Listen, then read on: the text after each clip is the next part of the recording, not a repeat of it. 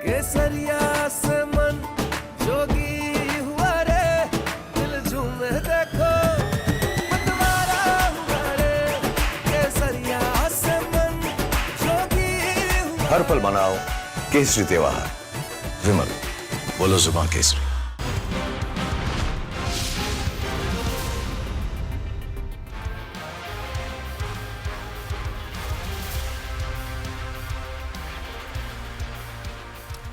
नमस्कार, स्वागत है आपका। मैं हूं आपके साथ सचिन दुबे। शाम के 5 बज रहे हैं और वक्त हो गया है खबरों के मास्टर एंगल से रूबरू करवाने का। तो चलिए शुरुआत करते हैं मास्टर स्ट्रोक की। आज सबसे पहले बात करेंगे कांग्रेस के डबल स्टैंडर्ड की। दो मुहा रवैया। राहुल गांधी ने पुणे में छात्रों का मंच सजाकर मनुस्मृति के बहाने छात्राओं को बरगलाने की कोशिश की। बीजेपी पर आरोप लगाया कि वो महिला विरोधी हैं, लेकिन ये भूल गए कि कुछ दिनों पहले उनके मंच से इटली की प्रधानमंत्री के लिए कैसी अपमानजनक भाषा का प्रयोग हुआ था। इसी मंच पर राहुल की एक और हिपोक्रेसी एक्सपोज हो गई है। इधर सरदार राहुल एक्सपोज हुए तो उधर तिलचट्टों पर लगाम लगाने की अब शुरुआत हो चुकी है। स्कूलों में घुसकर नेतागिरी चमकाने वाली दीपके एंड कंपनी के खिलाफ एक्शन की शुरुआत हो चुकी है। महाराष्ट्र में दीपके के खिलाफ एफआईआर हो गई, तो वही राजस्थान में भी रांका के खेल का पर्दाफाश हो गया। लेकिन इसी बीच चर्चा यूपी पुलिस की एक कार्रवाई की भी बहुत तेजों से हो रही है, बहुत जोरों शोरों से हो रही है। यूपी पुलिस ने सोने की तस्करी करने वाले गिरोह को दबोचा तो सपा प्रमुख अखिलेश यादव बिलबिला उठे। एक्शन तस्करों पर हुआ, लेकिन दर्द अखिलेश के पेट में उठा। अखिलेश ने यूपी पुलिस की नीयत पर भी सवाल खड़े कर दिए। और फिर बात होगी दिल्ली की, जहां कुछ उपद्रवियों ने पुलिस वालों पर हमला कर उन्हें बुरी तरह जख्मी कर दिया। अब तैयारी उन उपद्रवियों को दबोचने की है, उन पर कार्रवाई की है। लेकिन सबसे पहले बात करेंगे देश के एलओपी यानी लीडर ऑफ ऑपोजिशन की, जिन्होंने आज फिर दोहरे मापदंड अपनाए हैं और अपनी ही फजीहत करवा ली है। राहुल गांधी ने पुणे में छात्रों की गूंज नाम का कार्यक्रम रखा। उसमें बात तो छात्रों के हित की होनी थी, मतलब एजेंडा वही था, लेकिन राहुल बात ले आए मनुस्मृति की। उन्होंने महिलाओं की आजादी और अधिकारों पर ज्ञान देना शुरू कर दिया, लेकिन वो ये भूल गए कि उनके खुद के दामन पर कितने दाग लगे हुए हैं। छात्रों के नाम पर अपना एजेंडा चलाने की ये कोशिश एक बार फिर से बेनकाब हो गई। मतलब राहुल छात्रों के बीच इस टेस्ट में भी फेल हो गए, क्योंकि बीजेपी ने उन्हें बुरी तरह घेर लिया है। आखिर ये पूरा मामला है क्या और राहुल कैसे दो मुहे तरकीब में फेल हो गए, देख लीजिए। इन चाइल्डहुड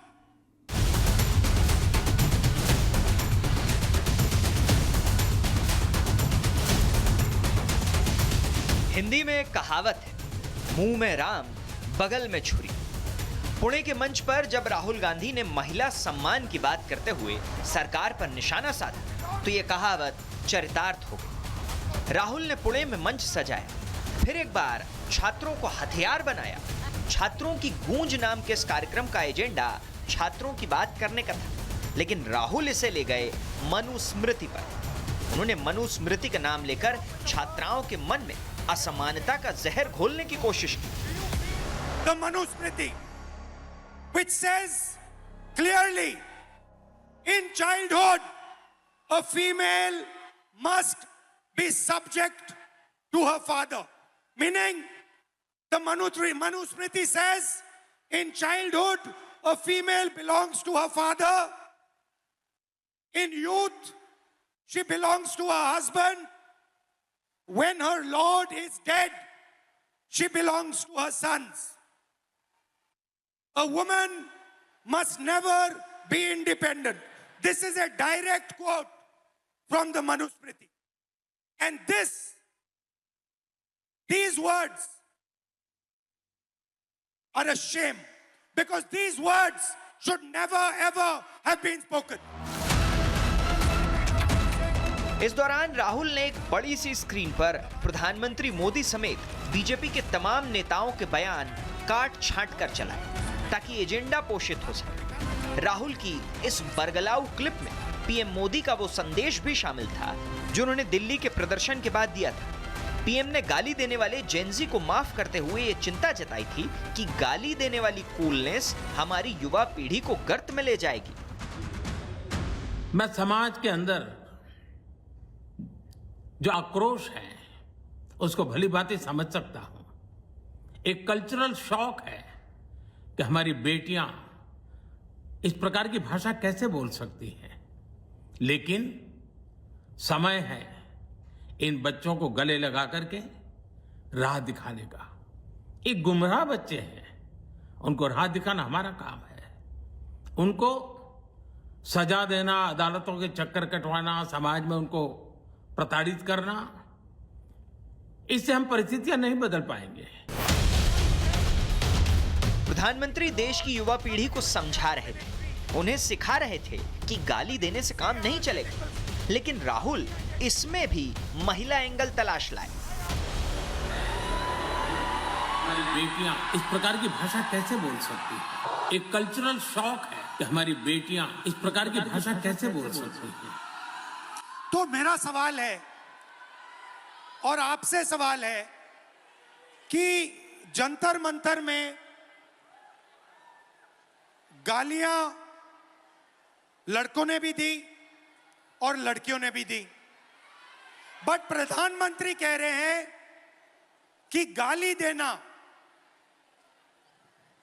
कल्चरल शॉक लगा हमें क्योंकि लड़कियों ने गाली दी। लड़के गाली दे तो कोई प्रॉब्लम नहीं है, उनके लिए अलाउड है, मगर अगर लड़की गाली दे तो कल्चरल शॉक है, शोभा नहीं देता। बिल्कुल सही बात है, सवाल मानसिकता का है। लेकिन राहुल गांधी जिस मौका परस्त महिला सम्मान की बात कर रहे हैं वो कुछ दिन पहले ही एक्सपोज हो चुका है। पुणे के मंच से महिला सम्मान की बड़ी बड़ी बातें करने वाले राहुल शायद भूल गए कि अभी कुछ दिन पहले उनकी मौजूदगी में उन्हीं के मंच से उन्हीं के नेता संदीप दीक्षित ने इटली के प्रधानमंत्री के लिए कैसी अपमानजनक टिप्पणी की थी कि फॉरेन पॉलिसी इज दिस।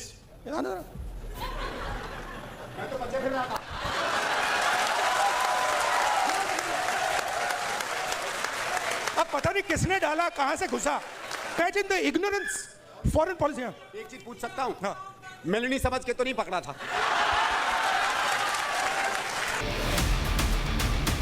ये अंतर है करनी और कथनी का। जो महिलाओं के सम्मान में ऐसी बात करे वो दूसरों को महिला सम्मान पर मनुस्मृति वाला ज्ञान दे तो बात हजम नहीं होती।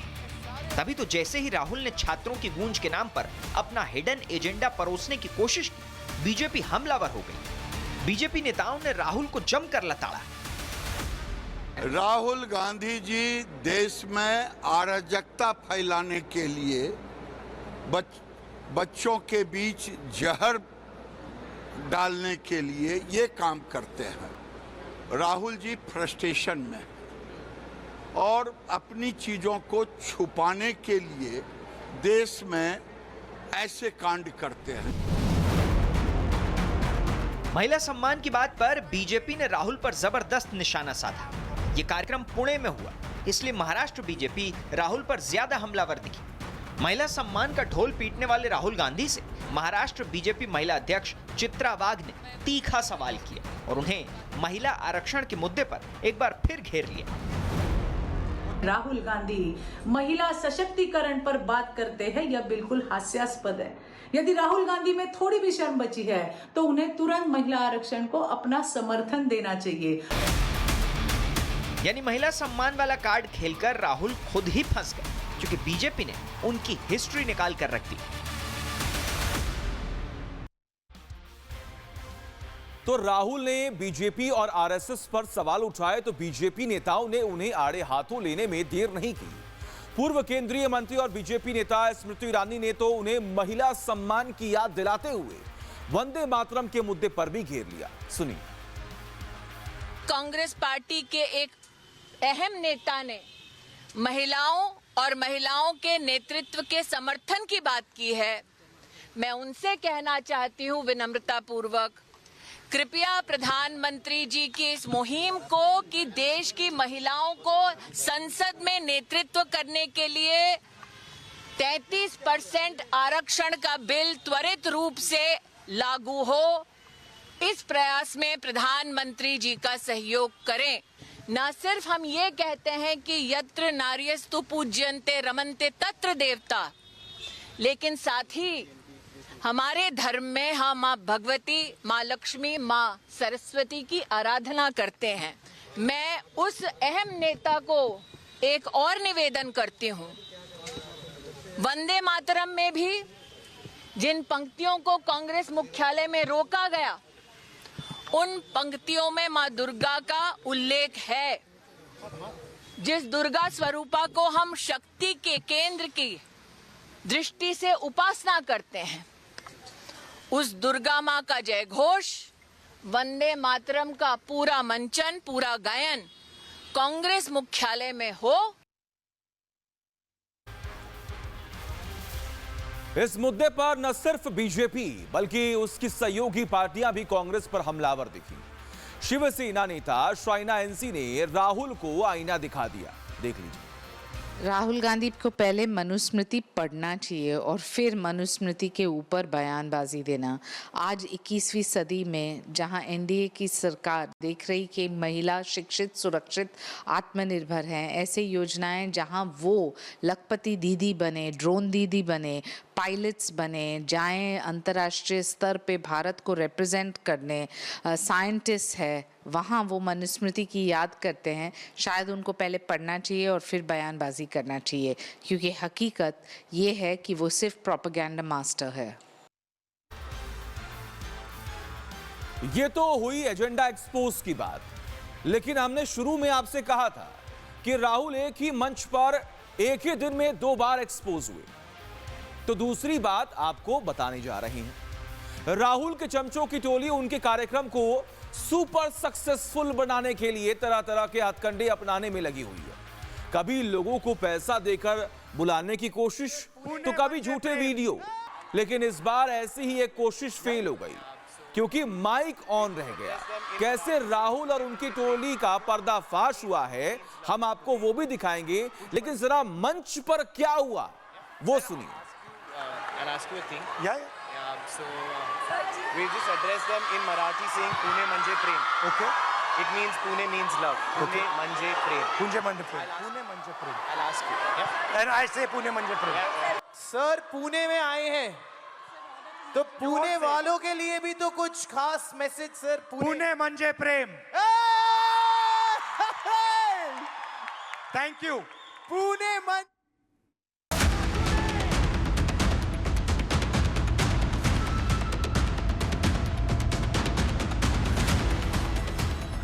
सरकार को घेरने चले राहुल की फंसी है। मंच पर सिखाया इंस्टेंट दिखावा। राहुल का मराठी रट्टा, माइक ऑन था, लग गया धक्का। पुणे में छात्रों की गूंज कार्यक्रम करने पहुंचे राहुल की चीटिंग पकड़ी गई। राहुल के चमचे चाहते थे कि मराठी में राहुल से 2-4 शब्द बुलवाकर लोकल टच लाया जाए। तैयारी पूरी थी, स्टेज सेट था, लाइनें तय थी। मंच पर मौजूद एंकर ने राहुल को समझाया भी, लेकिन गलती ये हो गई कि तब माइक ऑन रह गया। I'll ask you a thing. Yeah. So we just address them in Marathi saying Pune Manje Prem. Okay. It means Pune means love. Pune Manje Prem. Pune Manje Prem. Pune Manje Prem. I'll ask you. Yeah. And I say Pune Manje Prem. Anchor ने सिखाया, राहुल ने सीखा, फिर गहरी सांस ली और छात्राओं की तरफ पलट गए। राहुल को लगा कि वो एनएसडी पास आउट है, एक्टिंग ऐसी करेंगे कि कोई पकड़ ही नहीं पाएगा। और इवेंट के एंकर ने इसमें उनका खूब साथ दिया। सबसे पहले सुनिए, लाइट, कैमरा और एक्शन। सर पुणे में आए हैं, तो पुणे वालों के लिए भी तो कुछ खास मैसेज सर। पुणे मंजे प्रेम। Thank you. पुणे म्हणजे प्रेम, पुणे म्हणजे बोल दिया, प्रेम। guys। क्या बात है, म्हणजे प्रेम। अब राहुल को तो बाद में पता चला कि ये जो ऑस्कर लेवल की एक्टिंग उन्होंने की उसकी रिहर्सल तो पहले ही रिकॉर्ड हो चुकी थी, यानी नाटक शुरू होने से पहले ही स्क्रिप्ट लीक हो गई। हालांकि ये इस इवेंट में अकेली मुसीबत नहीं थी, राहुल एक और चीज के लिए घिर गए। कांग्रेस प्रधानमंत्री पर यह आरोप लगाती रही है कि पीएम बड़े कार्यक्रमों में टीपी देखकर भाषण पढ़ते हैं, मतलब उनके सामने स्क्रीन होती है जिस पर पूरा भाषण लिखा रहता है। लेकिन आज ऐसी ही एक स्क्रीन राहुल के इवेंट में दिखी तो कांग्रेस खुद के बनाए जाल में ही उलझ गई। ये मामला तब उजागर हुआ जब राहुल गांधी की एक तस्वीर बीजेपी ने सोशल मीडिया पर साझा की और दावा किया कि उनके पीछे लगी 2 स्क्रीन टेलीप्रॉम्प्टर थी। बीजेपी का आरोप है कि राहुल ने पुणे के कार्यक्रम में टीपी का इस्तेमाल किया। उनकी सेल्फी में वो टेलीप्रॉम्प्टर नजर भी आ रहे हैं। देखिए, राहुल गांधी को अगर चिट पर, पर्ची पर, व्हाट्सएप पर अगर संदेश न लिखकर भेजा जाए और जो 7 समंदर से पार उनके पास संदेश आते हैं अगर वो ना हो तो राहुल गांधी अड्ड-मड्ड कर देते हैं। राहुल गांधी क्या बोलते हैं इसको डिकोड करने के लिए पूरी पार्टी लगती है, उनके प्रवक्ता समझा नहीं पाते हैं। यानी एक ही मंच से राहुल 2 बार एक्सपोज हो गए। पहले ऑडियो ने मराठी ट्यूशन की पोल खोली और रही सही कसर उस तस्वीर ने पूरी कर दी जो राहुल ने खुद ही शेयर की, मतलब एक तरह से सेल्फ गोल। अब सवाल है कि क्या छात्रों से अपने दिल की बात करने का दावा करने वाले राहुल का पूरा खेल स्क्रिप्टेड है? क्योंकि इससे पहले कई बार ऐसी वीडियोस भी सामने आई जब इन्फ्लुएंसर्स को राहुल गांधी के इवेंट की बड़ाई करने के लिए पैसे ऑफर किए गए। कई लोगों ने सोशल मीडिया पर इसके सबूत तक दिए हैं। 30 ले लो, 30 ले लो, 30 ले लो। ओके, तो वहाँ पे जाके क्या करना होगा? मतलब वहाँ से आप जाओगे ना तो मैं एक पर्सन का कांटेक्ट दे दूंगा। एक्चुअली मुझे आना था बट मैं नहीं आ रहा किस रीजन से। ओके। वो आपको वैसे गाइड कर देंगे। बाकी आपको जैसे एक तो राहुल गांधी जी एड्रेस करेंगे तो हाँ। उसमें से कुछ क्लिप्स आप निकाल लेना रिकॉर्ड करके। हाँ हाँ। कुछ ऑडियंस वगैरह है जैसे स्टूडेंट्स हैं, बेसिकली मेनली जो फीमेल स्टूडेंट्स होंगे, हाँ। तो उन लोगों के कुछ पॉजिटिव ओपिनियंस है वो सब ले लेना। बस यही 2-3 मेन चीज है, तो 2 या 3 वीडियो हो जाएंगे। तो आपने मंच की तस्वीर भी देख ली। राहुल गांधी के इस सेल्फ गोल की वजह से अब उनकी ही मुश्किलें बढ़ रही हैं। जो विश्वास पाने की वो कोशिश कर रहे थे उस मंच से, अब वही विश्वास वो खोते जा रहे हैं और बीजेपी उन्हें घेरती हुई नजर भी आ रही है। वो कहते हैं ना, जब वो खुद का घर शीशे का हो तो दूसरे के घर पर पत्थर नहीं फेंकते, और वही हालात अभी फिलहाल राहुल गांधी के होते हुए नजर भी आ रही हैं। दूसरों पर सवाल खड़े करने वाले राहुल गांधी खुद अब टेलीप्रॉम्प्टर को लेकर घिरते हुए नजर आ रहे हैं। चलिए खबरों में आगे बढ़ते हैं। तो इसी खींच में राहुल ने एक ऑर्डर पास कर दिया। ऑर्डर दिया गया झारखंड के कठपुतली सीएम हेमंत सोरेन को कि रांची में प्रदर्शन में जुटे छात्रों पर नकेल कसने का वक्त आ गया है। रांची के छात्र थोड़े ही हैं, उपद्रवी हैं राहुल की नजर में, तो हेमंत सोरेन ने इन छात्रों के खिलाफ एफआईआर करवा दी। इसके लिए एक नया कैरेक्टर ढूंढा गया, शहबाज आलम मियां ने आरोप लगाया कि वो भी प्रोटेस्ट में गए थे, लेकिन वहां कुछ लोगों ने उनके साथ मारपीट की। और संयोग देखिए, ये वही लोग थे जो इस प्रोटेस्ट को लीड कर रहे हैं। और संयोग की हद तो ये कि आलम मियां झारखंड के मंत्री के करीबी भी निकले। मतलब सब कुछ सेट है। कम से कम छात्र तो यही आरोप लगा रहे हैं कि उनका प्रदर्शन कुचलने के लिए यह सब ढोंग रचा गया और रांची में बैठे असली छात्रों के खिलाफ एफआईआर कराई गई। पूरा माजरा आखिर है क्या, देखिए।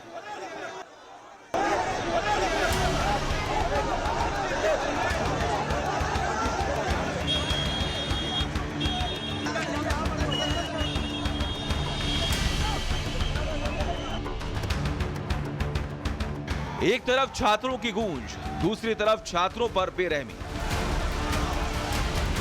दिल्ली पुणे में हंगामा फुल ऑन। रांची के छात्रों पर राहुल एंड कंपनी मौन। रांची में जारी छात्रों का प्रदर्शन सिर्फ झारखंड सरकार की जड़ें नहीं हिला रहा, बल्कि दिल्ली में कांग्रेस मुख्यालय तक अब इसकी आवाज गूंज रही है। रांची में हेमंत सोरेन सरकार के खिलाफ हुए प्रदर्शन से बौखलाए राहुल ने छात्रों के खिलाफ एफआईआर करवा दी। ये एफआईआर शहबाज आलम नाम के एक शख्स ने रांची कोतवाली में की है। शहबाज का आरोप है कि प्रदर्शनकारी छात्रों ने उन्हें पुतला दहन के दौरान दौड़ाकर पीटने की कोशिश की। एफआईआर में जेपीएससी, जेएसएससी, रिफॉर्म मंच के छात्र कुणाल, पीयूष, रविंद्र पासवान समेत कई लोगों के नाम शामिल हैं। और छात्रों का आरोप है कि ये एफआईआर सरकार की तरफ से उनके प्रदर्शन को कुचलने के लिए कराई गई, क्योंकि जिस शहबाज आलम ने थाने में रिपोर्ट दर्ज कराई उसकी झारखंड सरकार के मंत्री इरफान अंसारी के साथ तस्वीरें सामने आई। मतलब दोनों के बीच कुछ न कुछ कनेक्शन तो है। और इरफान अंसारी तो पहले ही ये साफ कर चुके हैं कि रांची में राहुल गांधी के आदेश के बगैर पत्ता तक नहीं हिलता। कुछ लड़के बैठे हुए थे धरना पर और संभवतः आज वो धरना समाप्त कर देंगे, क्योंकि हमारी सरकार ने बहुत बड़ा फैसला लिया, जिसके कारण आपने देखा होगा कि जेपीएससी, जेसीएससी जो महत्वपूर्ण एग्जाम है उसको रद्द कर दिया गया, जिसमें राहुल गांधी जी की बहुत बड़ी भूमिका रही। राहुल जी का दबाव था कि युवाओं को साथ दो, तो सरकार ने फैसला लिया है। मतलब एक तरफ तो राहुल गांधी छात्रों के मुद्दे उठाने की बात करते हैं, दिल्ली में पैलेट गन के इस्तेमाल के आरोप लगाकर धरने पर बैठ जाते हैं, और जब बात झारखंड की आती है तो उन्हें सांप सूंघ जाता है। वहां वो छात्रों के खिलाफ ही एफआईआर करवा देते हैं। ये सारा मामला इसलिए गरमाया क्योंकि एक दिन पहले रांची के प्रदर्शनकारी छात्रों ने हेमंत सोरेन का पुतला फूंका। प्रदर्शन के दौरान कई जगहों पर बवाल भी मचा, तोड़फोड़ की घटनाएं भी सामने आई। इसके बाद पुलिस वालों ने कई महिला प्रदर्शनकारियों को भी हिरासत में ले लिया। पुलिस के अधिकारी तो सोरेन सरकार की भाषा बोलते दिखे। 2 मामला इन पर दर्ज है, 285-26, 286-26। 285-26 में इनका बेल हो चुका है। 286-26 में कल इनका हेयरिंग भी था माननीय न्यायालय में, कल भी इनका बेल नहीं हो पाया, ठीक ना। उसी में इनको पूछताछ के लिए लाया गया है। और ये जो है स्टूडेंट नहीं है, ये एनजीओ चलाती हैं, और उसी क्रम में जो है सो एनजीओ के काम में ही वहाँ गई थी, जिसमें तोड़फोड़ कर दी। पुलिस तो वही कहानी बताती रही जो उसे बताने को कही गई थी, लेकिन छात्रों ने इस पूरे एजेंडे की पोल खोल कर रख दी है। हम लोग छात्र बोल के उनको बुला रहे थे, कल तक पता नहीं था कि वो लोग कौन थे, लेकिन जब से हम लोग वीडियो देख रहे हैं रात भर गिरिडीह में, हजारीबाग में जिस तरह का जेएमएम का वो कैटलॉग लगा के वो लोग घूम रहे थे और हमारे छात्रों को मार रहे थे, मुझे अब लगता है कि ये जेएमएम के ही गुंडे थे। हालांकि इसी बीच दिल्ली में राहुल के इसी तरह के एक एजेंट को भी दबोच लिया गया है। 3 दिन पहले राहुल गांधी जब संसद मार्ग थाने पर प्रदर्शन की नौटंकी कर रहे थे, तब पुलिस थाने की दीवार पर एक ग्रेफिटी बनाकर वहां आपत्तिजनक नारे भी लिखे गए थे। पुलिस ने नारे लिखने वालों को पकड़ लिया, हालांकि बाद में उसे जमानत भी दे दी गई, लेकिन राहुल इस पर चुप्पी साधे रहे। नई दिल्ली डीसीपी ऑफिस के बाहर इस वक्त मेरी मौजूदगी है, और आप देखिए जिस जगह राहुल गांधी प्रोटेस्ट पर बैठे थे डीसीपी ऑफिस के ठीक बाहर, वहां पर क्या लिखा है, पेंट से बकायदा यहाँ पर लिख दिया गया है, अमित शेम शाह मुर्दाबाद। इस तरीके के जो स्लोगन्स हैं वो डीसीपी ऑफिस की दीवार पर लिख दिए गए, और आप देखेंगे ऊपर deputy commissioner of police new Delhi district का ये पूरा ऑफिस है। तो आप समझिए कि कांग्रेस का प्रोटेस्ट, लेकिन उस प्रोटेस्ट में कैसे ये जो हेरिटेज इमारत है, क्योंकि पार्लियामेंट स्ट्रीट जो पुलिस स्टेशन है वो दरअसल एक हेरिटेज इमारत है, इसमें रेनोवेशन को लेकर भी तमाम जो बातें हैं वो नॉर्म्स है उसका पालन करना पड़ता है। और आप देखिए जो स्लोगन यहाँ पर लिख कर गए थे कांग्रेस के कार्यकर्ता, उसको अब पुलिस यहाँ से हटा रही है, स्प्रे करके वो जो एक तरीके से आपत्तिजनक कंटेंट लिखा था उसको यहाँ से जो है वो मूव हटाने का जो काम है वो किया जा रहा है। तो सवाल कई खड़े होते हैं कि क्या सुप्रीम कोर्ट ने जो पावर कमेटी का गठन किया, वो कमेटी पे विश्वास नहीं था राहुल गांधी को, इसलिए वो यहाँ पर पहुंचे। कैसे डीसीपी ऑफिस के बाहर जहां बैठे थे उसी के पीछे वाली दीवार पर जो स्लोगन्स देश के गृह मंत्री के लिए पेंट किए गए, वो भी कई सवाल खड़े करते हैं, और कहीं ना कहीं मंशा किस तरीके की रही होगी वो बड़े सवाल खड़े करते हैं। तो ये तस्वीर उस दिन की है जिस दिन राहुल गांधी सड़क पर बैठकर विरोध कर रहे थे और एफआईआर की मांग कर रहे थे। हालांकि जिसने ये कृत्य किया उसके खिलाफ कार्रवाई की गई थी। तो इन जनाब के खिलाफ तो अब एक्शन हो चुका है, और एक्शन तो राहुल की बी टीम के सरदार दीपके पर भी हो गया है। दीपिका की दबंगई और उनकी जो कंपनी है जो अराजकता फैलाने की कोशिश करती है, वो आजकल एक नया शौक पाले हुए हैं। किसी भी स्कूल में घुसो, हंगामा करो, स्क्रिप्टेड वीडियो बनाओ और फिर इस्तीफे की मांग करो। एकदम पैटर्न सेट है, कोई बदलाव नहीं। लेकिन महाराष्ट्र में यह प्लान अब नहीं चलेगा। महाराष्ट्र के लातूर में नेतागिरी चमकाने पहुंचे दीपिका को यह काम काफी भारी पड़ गया, क्योंकि वहां के सरकारी स्कूल की शिक्षिका की शिकायत पर अभिजीत दीपिका और कंपनी के खिलाफ एफआईआर दर्ज हो गई है। क्या है पूरा मामला, एक रिपोर्ट के जरिए आपको समझाते हैं।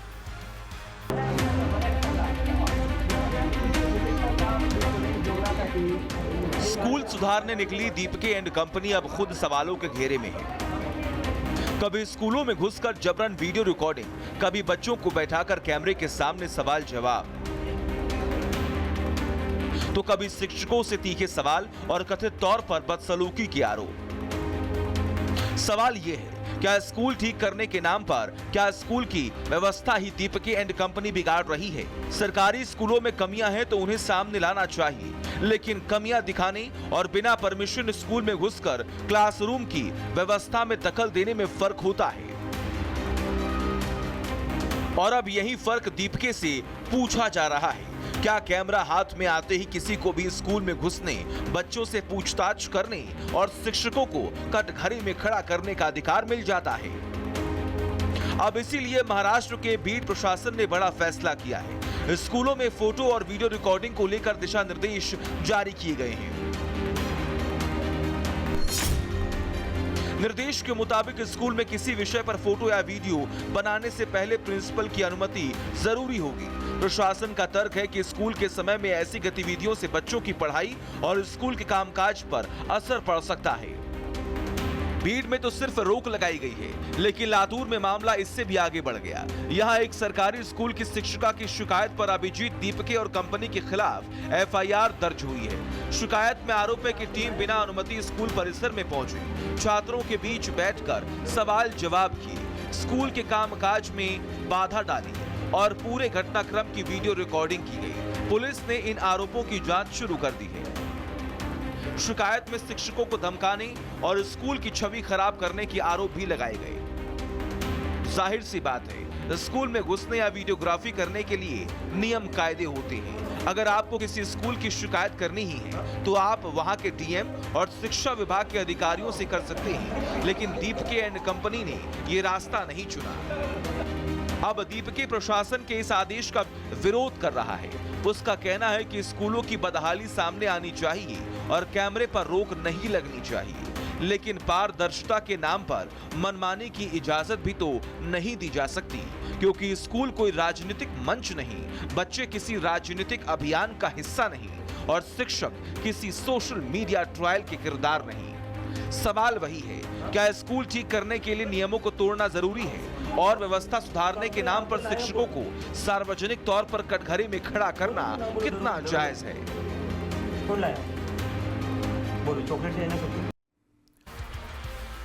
तो दीपिका एंड कंपनी की कोशिश रहती है कि किसी भी तरीके से मशहूर हो जाइए, कैमरे पर आइए, कुछ नौटंकी कीजिए और सोशल मीडिया पर वायरल हो जाइए। लेकिन इस बार अब ऐसा नहीं होने वाला है। महाराष्ट्र की तरफ से यह बहुत बड़ा फैसला ले लिया गया है। कार्रवाई होगी और आपको यह बता दिया जाएगा कि जो कुछ भी आपने किया है वो कितना गलत है। बिना परमिशन, बिना किसी की इजाजत आप किसी भी स्कूल में दाखिल नहीं हो सकते। अगर आप दाखिल हो भी जाते हैं तो वहां पर आप वीडियोग्राफी नहीं कर सकते हैं।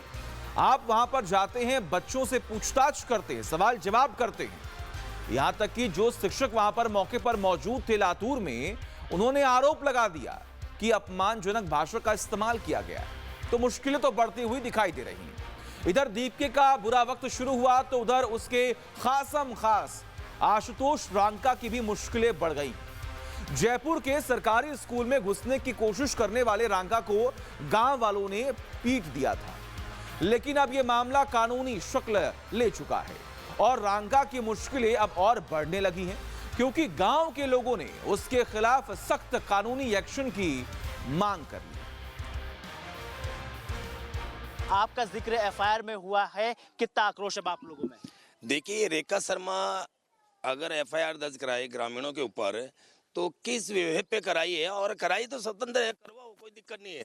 लेकिन ग्रामीण आक्रोशित है, कुछ भी करे, हमारे को प्रशासन पे इतना भरोसा है कि इतना मतलब अटूट विश्वास है हमारे ऊपर, इनके एफआईआर दर्ज कराने से कुछ नहीं होने वाला हमारे। ये तो क्या, देखो पाकिस्तान के जो नस्ल होती है ना गधे, उस गधे की अक्ल है इनमें। देखिए, अगर प्रशासन उनके खिलाफ कोई कार्रवाई नहीं होगी तो पूरा हमारे ग्रामीण महिलाएं हम सब गिरफ्तारी देंगे। उन्हीं के गुंडे हैं, हमारे गुंडे नहीं, वो तो पब्लिसिटी चाहते हैं। बात कर रहे हैं ना दोनों, अभिजीत और राका, पब्लिसिटी होनी है 2-3 चैनल के माध्यम से। हमारे यहाँ आने के बाद में उन्होंने हमारे मंदिर के लिए बोला कि आपने ये 100 करोड़ बना के अगर मंदिर बना सकते हो, आपने मंदिर बनाया तो आप स्कूल भी बना सकते हो। हमारे आराध्य देव के बारे में हमारे लिए दोनों प्राथमिकता है। तो ऐसी गंदी सोच वाले और ऐसे जैसा नाम वैसा काम उनका, वो अब दोबारा यहाँ आ गए तो लट बजाएंगे। श्रेय तो वो ले रहे हैं कि बोले कि हमारे आने के बाद ये सब कुछ हुआ है। नहीं साहब, पहले हो गया था, 13 अगस्त को ही उन्होंने घोषणा कर दी थी, और आचार संहिता के बाद इस स्कूल का काम चल जाएगा। सीजीपी वाले अपनी राजनीति, अपनी रोटियां सेक रहे हैं। तो एक बात तो साफ है कि जो नियम तोड़ेगा उस पर कार्रवाई होगी। ऐसी ही एक कार्रवाई यूपी पुलिस ने भी की। पुलिस की टीम ने नेपाल के रास्ते सोने की तस्करी करने वाले एक गिरोह का भांडाफोड़ कर दिया। ये तस्कर कैसे पकड़े गए, ये कहानी दिलचस्प है, लेकिन उससे भी ज्यादा हैरान करने वाली बात यह है कि इस कार्रवाई के बाद अखिलेश यादव ने पुलिस पर ही सवाल खड़े कर दिए। पुलिस ने सोने की 10 ईंटें बरामद होने का दावा किया था, लेकिन अखिलेश के खुफिया सूत्रों का यह कहना है कि ईंट तो 26 थी। किलो की ईंट है तो मामला संगीन हो ही जाता है। लाखों के घपले के आरोप लगा दिए अखिलेश यादव ने। तो सवाल है कि अखिलेश को यह सब जानकारी कहां से मिली? क्या अखिलेश का कोई जानने पहचानने वाला था इस पूरे मामले में? यह तस्वीर आप देखिए, पुलिस ने कार्रवाई किस तरीके से की है, और ये सोने की तस्करी के खुलासे को लेकर जो अपडेट सामने आया है, जो तरीका सामने आया है, वो अपने आप में बहुत ही चौंकाने वाला है। और पुलिस के शिकंजे में ये आरोपी कैसे आए, सबसे दिलचस्प कहानी तो ये है, देखिए।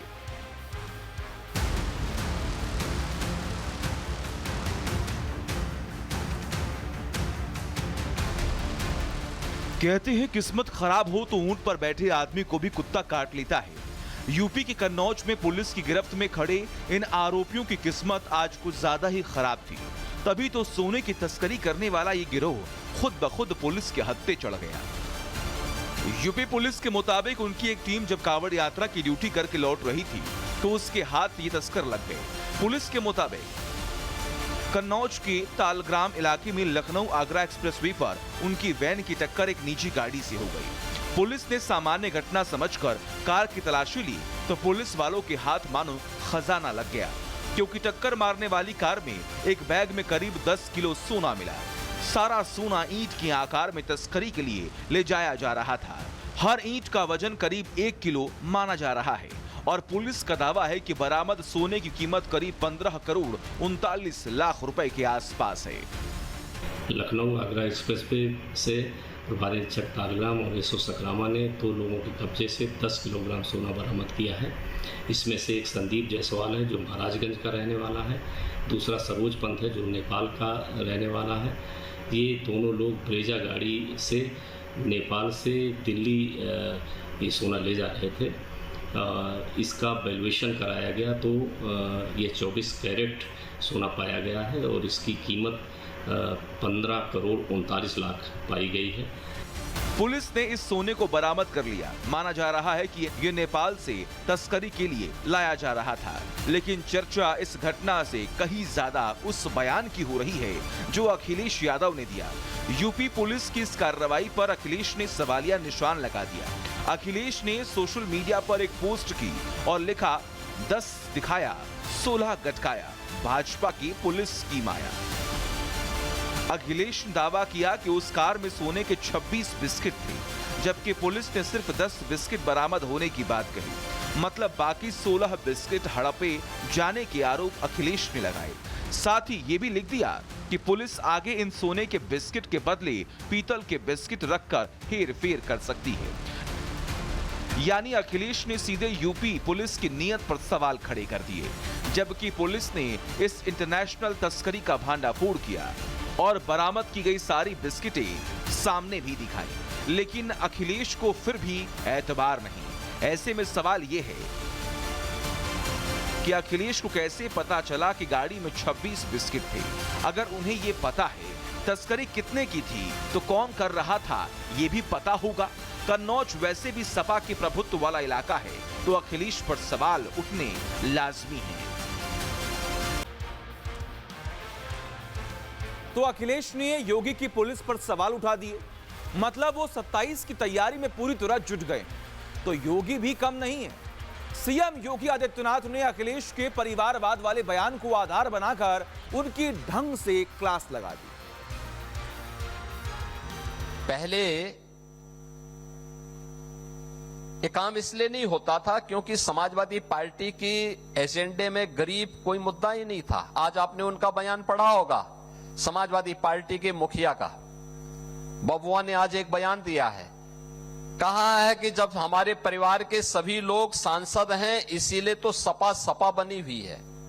हमने कहा अब सपा इसलिए सपा है क्योंकि जनता उसको अगले चुनाव में साफ ही कर देगी, हमेशा के लिए ही। एक गरीबों का शोषण करते हैं केवल अपने परिवार की खातिर। इन्होंने लूटा है। सीएम योगी ने परिवारवाद पर स्ट्राइक की तो एक और परिवारवादी बिलबिला उठा। यूपी में मिट्टी में मिल चुके माफिया मुख्तार का बेटा भी सामने आ गया। उसने दावा किया कि वो भी अपने पिता की गद्दी संभालेगा। देखिए, मैं आपको बताना चाहता हूं, मैं उसी मुख्तार अंसारी का बेटा और राहों में जो भी लहू है वो आपकी अमानत है। जब जहां जरूरत हो वसूल कर लेना, ये वादा है मेरा आपसे। ये मत सोचिएगा कि आज वो आपके बीच में नहीं है तो ये साम्यवादी मनोवादी ताकत आपके ऊपर जुल्म और अत्याचार कर कर पीछे हट जाएगी और वहां पर बैठे हम मुक्तदर्शक बन के बैठे रहेंगे।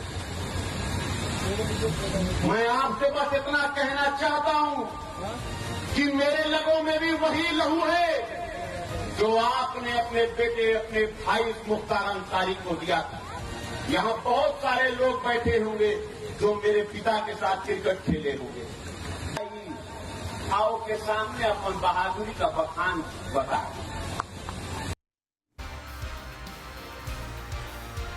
तो भाई अब्बास ने हुंकार तो भर दी, लेकिन उसका चेहरा बता रहा था कि उसका कलेजा अंदर ही अंदर कांप रहा है, क्योंकि ये वो यूपी नहीं रहा जहां माफिया फलते फूलते थे। योगी के राज में माफिया का दी एंड तय है और योगी ने बगैर नाम लिए ये बात एक बार फिर से समझा दी है। प्रदेश को गुंडा प्रदेश बना दिया था, गरीबों की जमीनों पे कब्जा करते थे, बेटी की सुरक्षा में सेंध लगाते थे, कोई सुरक्षित नहीं था, रोज दंगा, रोज फसाद। पर्व और त्योहार के पहले लोगों की खुशी छीन ली जाती थी। प्रदेश विकास ठप था, विकास के कार्य नहीं हो रहे थे। इसलिए नहीं हो रहे थे क्योंकि प्रदेश के पास कुछ था ही नहीं। आज आप देखते होंगे कोई बेटी की सुरक्षा में सेंध लगाएगा, किसी बहन को छेड़ेगा तो मान के चलिए कि यमराज के घर जाने का उसका रास्ता तय हो गया है। अब नहीं छेड़ सकता। इधर योगी सख्त है तो उधर दिल्ली पुलिस ने भी अब सख्ती दिखानी शुरू कर दी है, क्योंकि एक दिन पहले दिल्ली के भलसवा जेरी इलाके में पुलिस की टीम पर जानलेवा हमला हुआ। पुलिस अधिकारी और सिपाही बुरी तरह घायल हुए और अब पुलिस इन उपद्रवियों की पहचान करने में जुटी हुई है। क्या हुआ है, क्यों पुलिस की टीम पर हमला हुआ, सब कुछ इस रिपोर्ट में।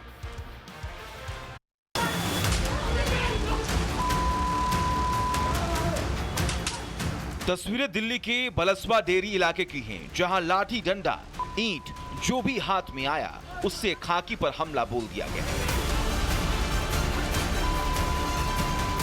पुलिसकर्मी खुद को बचाने की कोशिश करते रहे, कुछ लोगों को पकड़ भी लिया, लेकिन इलाके के लोग नहीं रुके।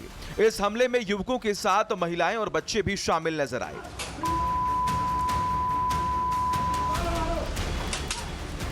मामला 22 अगस्त का बताया जा रहा है, जब मुकुंदपुर के जनता विहार में ड्यूटी कर रहे पुलिसकर्मियों पर हमला हुआ।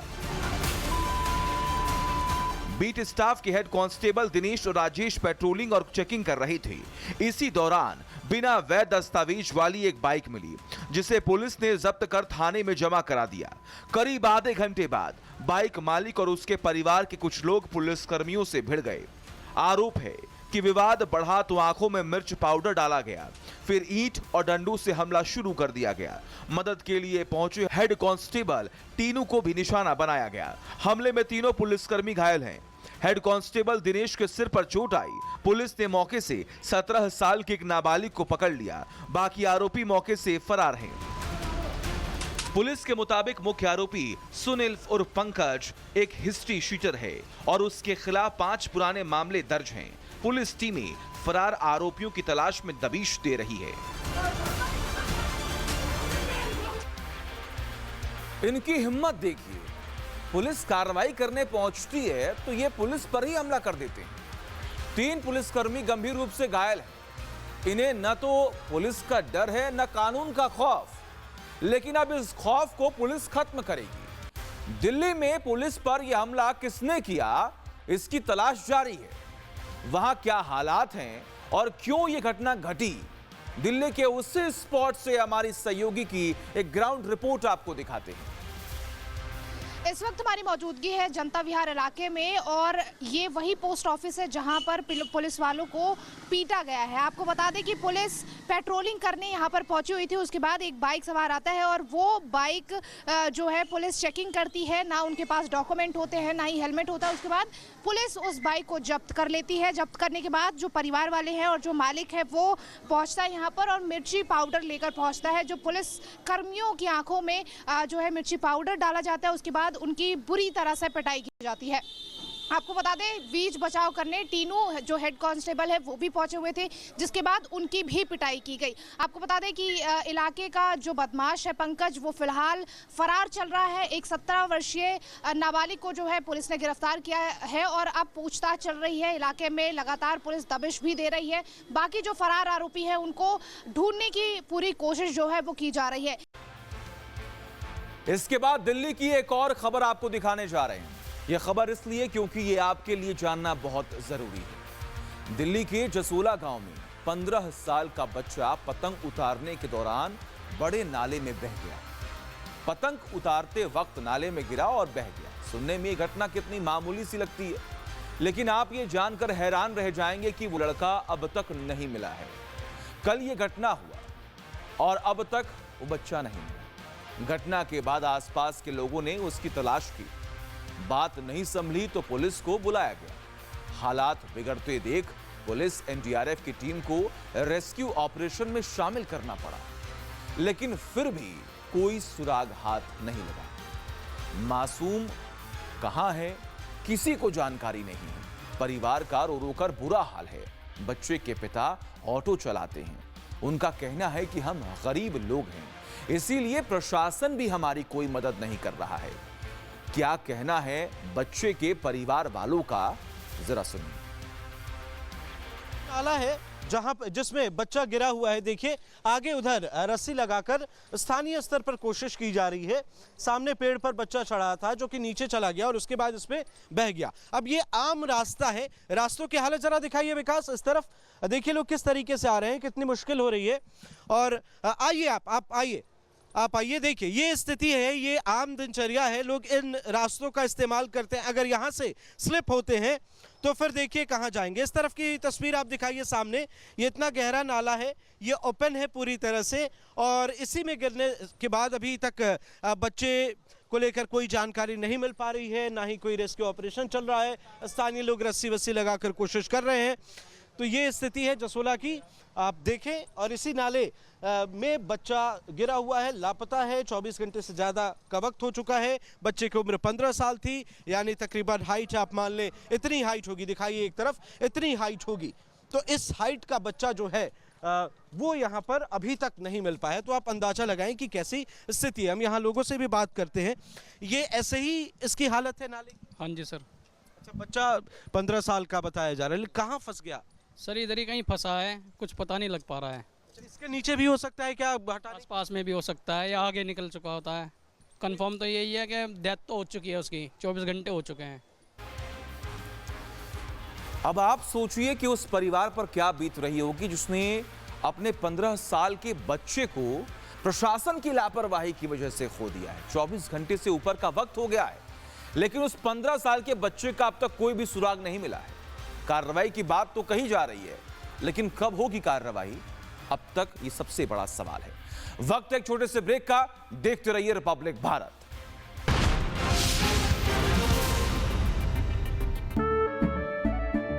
केसरिया से मन जोगी हुआ रे, दिल झूमे देखो मतवारा हुआ रे। केसरिया से मन जोगी हुआ। हर पल मनाओ केसरी त्योहार। विमल, बोलो जुबान केसरी।